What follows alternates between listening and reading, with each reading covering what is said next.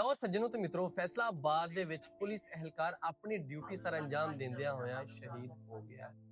Police ਮੁਕਾਬਲਾ ਖੁੱਡੀਆਂ ਵੜੈਚਾਂ ਦੇ ਵਿੱਚ ਪਿਛਲੇ ਕੋ 3 ਘੰਟਿਆਂ ਤੋਂ ਪੁਲਿਸ ਮੁਕਾਬਲਾ ਚੱਲ ਰਿਹਾ ਸੀ, ਜਿਹਦੇ ਵਿੱਚ ਪੁਲਿਸ ਮੁਲਜ਼ਮਾਂ ਨੂੰ ਫੜਨ ਵਾਸਤੇ ਉੱਥੇ ਛਾਪਾ ਮਾਰਿਆ। ਛਾਪਾ ਮਾਰਨ ਦੇ ਦੌਰਾਨ ਉੱਥੋਂ ਜਿਹੜੇ ਅੱਗੇ ਮੁਲਜ਼ਮ ਸੀਗੇ, ਮੁਲਜ਼ਮਾਂ ਵੱਲੋਂ ਵੀ ਫਾਇਰਿੰਗ ਸ਼ੁਰੂ ਹੋ ਗਈ ਤੇ ਪੁਲਿਸ ਵੱਲੋਂ ਵੀ ਫਾਇਰਿੰਗ ਹੋ ਗਈ।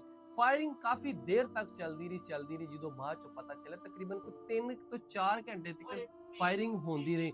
ਫਾਇਰਿੰਗ ਤੋਂ ਬਾਅਦ ਜਦੋਂ ਪਤਾ ਚੱਲਿਆ ਉੱਥੇ ਜਾ ਕੇ ਵੇਖਿਆ ਗਿਆ ਤੇ ਪੁਲਿਸ ਅਹਿਲਕਾਰ ਜਿਹੜਾ ਕਿ ਕਾਂਸਟੇਬਲ ਇਸ਼ਫਾਕ ਜਿਹੜੇ ਦੁਸ਼ਮਣ ਸੀਗੇ, ਜਿਹੜੇ ਕਿ ਮੁਖਾਲਫ ਸੀਗੇ, ਜਿਨ੍ਹਾਂ ਨੂੰ ਫੜਨ ਵਾਸਤੇ ਪੁਲਿਸ ਉੱਤੇ ਗਈ ਸੀਗੀ, ਉਹਨਾਂ ਦੀ ਫਾਇਰਿੰਗ ਨਾਲ, ਡਾਕੂਆਂ ਦੀ ਫਾਇਰਿੰਗ ਨਾਲ ਜਨਾਬ ਪੁਲਿਸ ਅਹਿਲਕਾਰ ਜਿਹੜਾ ਕਿ ਸ਼ਹੀਦ ਹੋ ਗਿਆ।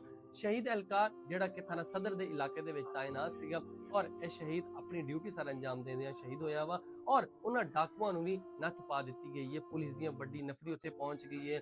ਪੁਲਿਸ ਦੇ ਜਿੰਨੇ ਵੀ ਅਫਸਰ ਸਾਰੇ ਉੱਥੇ ਪਹੁੰਚ ਗਏ ਨੇ। ਹਾਲੇ ਪੁਲਿਸ ਮੁਕਾਬਲਾ ਜਾਰੀ ਸੀ ਜਿਹਦੇ ਵਿੱਚ ਇਹ ਅਹਿਲਕਾਰ ਸ਼ਹੀਦ ਹੋਇਆ। ਉਸ ਤੋਂ ਬਾਅਦ ਹਾਲੇ ਜਿਹੜੇ ਬਾਕੀ ਹੁਣ ਜਿਹੜੇ ਡਾਕੂ ਮਾਰੇ ਗਏ ਨੇ ਜਾਂ ਜਿਨ੍ਹਾਂ ਨੇ ਛਾਪਾ ਮਾਰਿਆ ਸੀਗਾ, ਉਹ ਜਿਹੜੇ ਮਾਰੇ ਗਏ ਨੇ ਜਾਂ ਫੜੇ ਗਏ ਨੇ, ਉਹ ਰਿਪੋਰਟ ਤਾਂ ਬਾਅਦ ਚ ਆਏਗੀ, ਤੁਹਾਨੂੰ ਸਾਰੀ ਦੱਸਾਂਗੇ। ਲੇਕਿਨ ਅਫਸੋਸ ਵਾਲੀ ਗੱਲ ਇਹ ਵਾ ਕਿ ਪੁਲਿਸ ਅਹਿਲਕਾਰ ਜਿਹੜਾ ਆਪਣੀ ਡਿਊਟੀ ਸਰ ਅੰਜਾਮ ਦਿੰਦਿਆਂ ਹੋਇਆ ਸ਼ਹੀਦ ਹੋ ਗਿਆ।